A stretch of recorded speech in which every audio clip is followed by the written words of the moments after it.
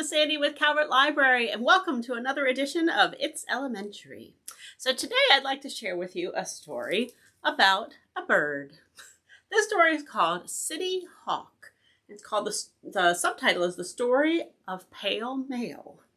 Now, this is a hawk who lived in New York City and had so much attention and excitement around them. They had the whole city excited. So let's take a look. This one is written and illustrated by Meghan McCarthy. And we want to thank the publisher, Simon Schuster, for allowing us to share it with you today. So let's take a closer look at City Hawk. New York City is bustling with cars, buses, and people hurrying to important places. There are lots of tall buildings, lots of streets, and lots of pollution. That's why so many people flock to the city's largest park for a needed escape. While in Central Park, New Yorkers can take a nap in the grass, play catch on one of the sprawling lawns, or get a glimpse of a squirrel scurrying up a tree.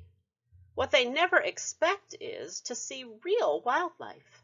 Animals that usually make their homes in forests, or on mountaintops, or by rivers. Passers-by couldn't believe their eyes when a red-tailed hawk was spotted flying over Fifth Avenue. Birdwatchers took an interest in the hawk. They named him Pale Male because of his light feathers.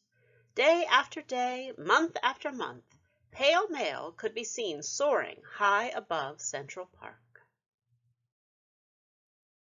After Pale Male was sighted near a pond in Central Park, flying over the Metropolitan Museum of Art, and by a hot dog stand, it was clear that he was there to stay.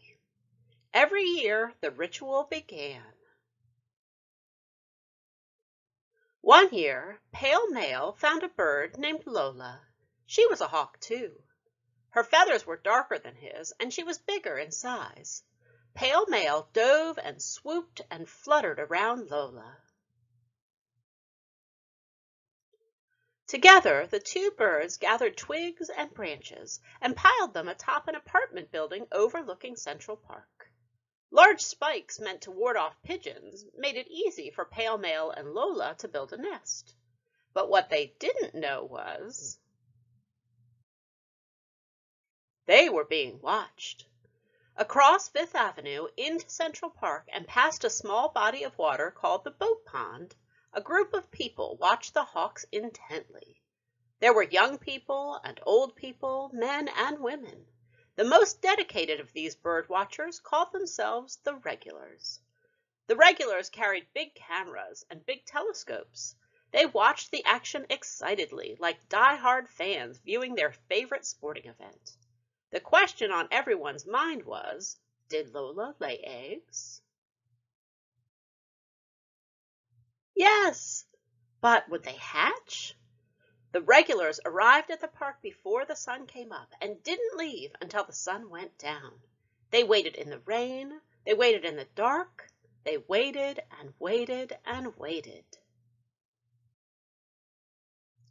Finally, the two babies were born. They chirped excitedly for food. Pale Male was a good dad and worked tirelessly to bring plenty of food back for them. The Regulars named one baby Handsome and the other Gretel. When the babies grew enough feathers and became strong, it was time for them to fly. Most hawks usually practice flying by hopping from tree to tree, but there were no trees. The babies would have to leap off the tall building and fly across Fifth Avenue.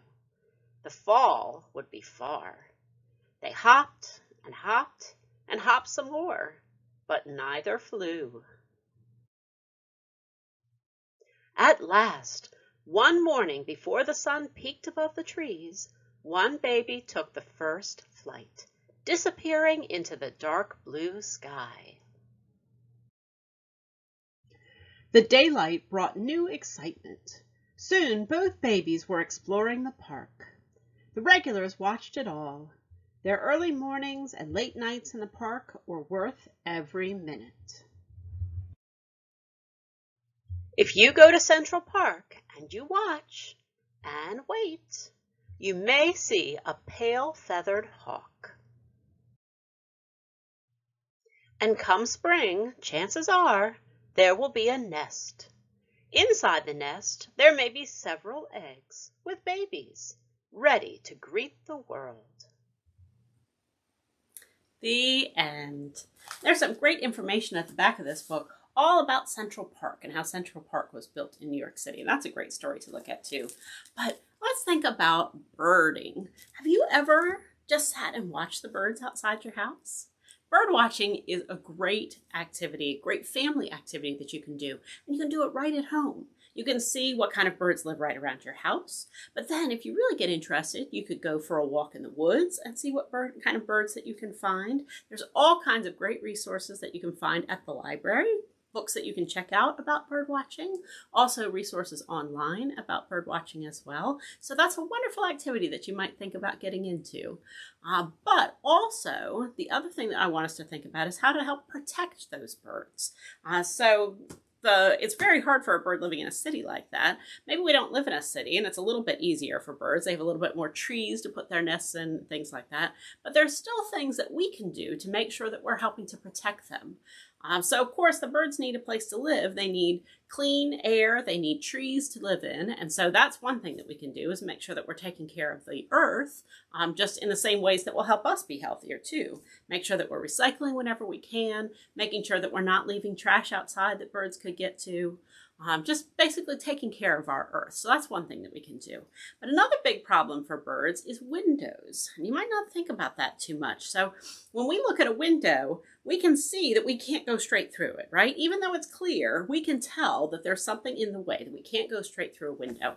But birds can't always tell that, especially when they're flying very fast. So sometimes birds need a little bit of help. They need some clues on those windows to let them know that that's not something that they can fly right through. Because if a bird hits a window, then it could get hurt really badly. So there's something that we can make and put on our windows at home that will help birds from running into them.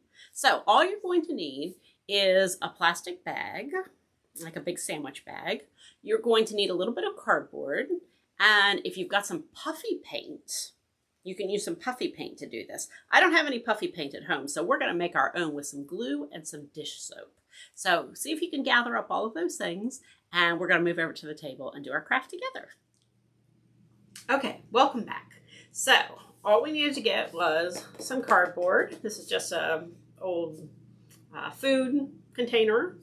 And then I've got a pencil and some scissors, because we're going to make a little stencil out of that cardboard. We'll do that in just a moment. Then I've got just some regular glue and a little bit of dish soap, unless you have puffy paint. If you have puffy paint, you don't need to do this part. You can just use the puffy paint.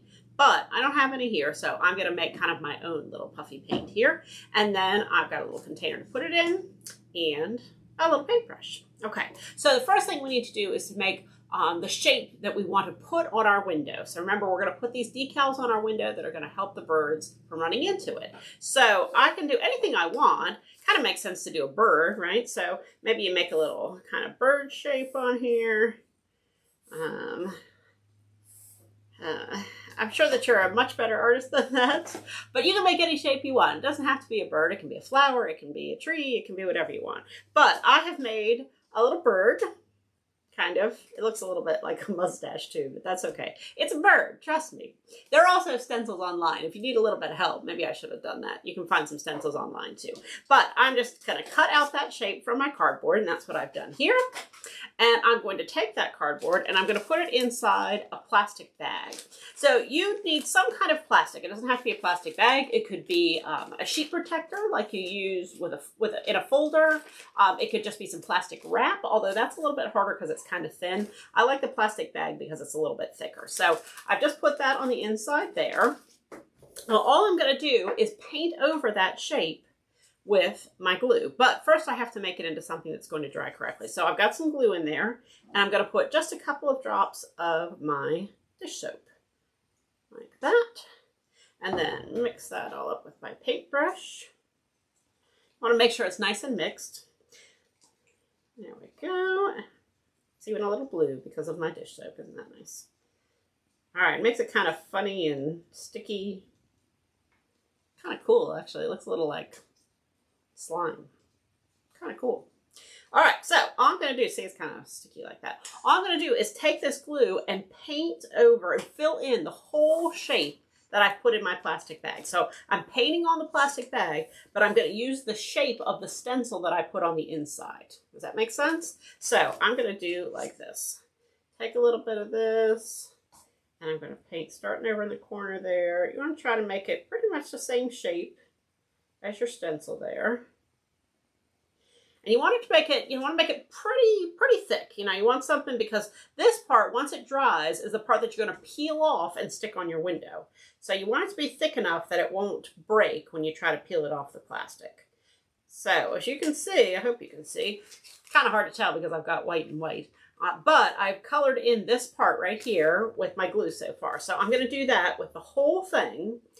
And then I need to let it dry completely. And then we're going to get to the decorating part. Now, if you use puffy paint here, you can do your decorating at the same time, right? You can spread out a little puffy paint on there, spread it out with a paintbrush, and then once it dries, you're all done. You just peel it off and you're done. But since I didn't have any of that, we're going to use this to do the outline of my stencil, and then we're going to use some markers to decorate it when we're done. So I'm going to keep painting my bird here. And then I'm going to let it dry completely, and then we're going to come back and decorate. All right, I'll be right back. Okay, welcome back.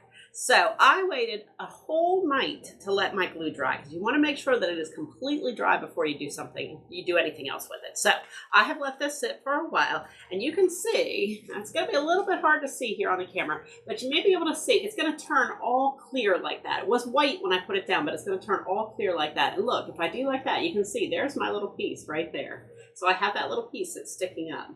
That's the part that I'm going to peel off of there. But before I do, I want to decorate it. Because it's not going to do any good for us to put up something clear on the window to try to help the birds from running into it, right? Because they can't see that either. So you're going to want to take your marker, and you can take any kind of markers you want. You want to do this nice and carefully. Very gentle is the way to go here. So I've got a Sharpie here. Really, any kind of marker will do. And you want to just color in your bird. So mine is just black. Not real exciting, but they'll be able to see it really well.